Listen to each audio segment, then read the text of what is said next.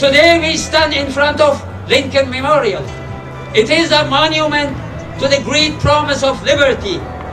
Our struggle, like Abraham Lincoln's, is not only for us, but for our children and our children's children.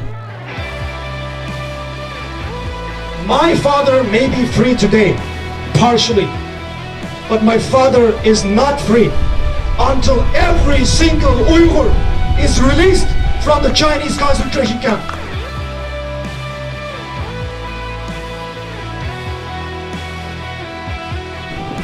I don't know what will happen to your dad, young man. I'm praying for you.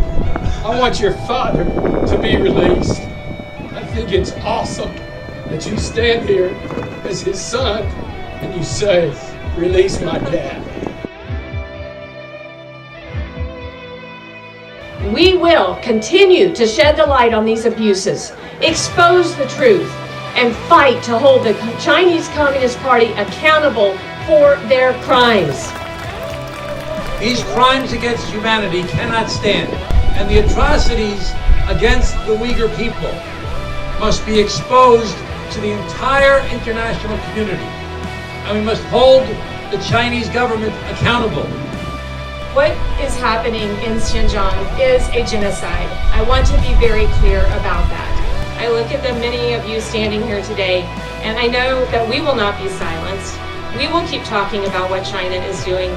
We will continue to take action. We will continue to look at clothes labels and make sure that we are not buying goods made with forced labor in Xinjiang. I'm honored to stand here before all of you in support of basic human rights and freedom and against the Chinese Communist Party's brutal genocide in Xinjiang.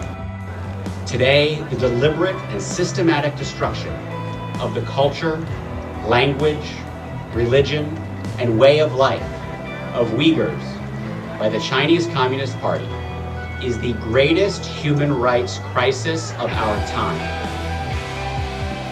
I encourage Congress to pass Uyghur Forced Labor Prevention Act, because everything from China is made in slavery, it's made in concentration camp. But do not be indifferent, do not turn aside, do not forget, never forget that none are free until all are liberated. All, not just Jews, Muslims, Uyghurs, all.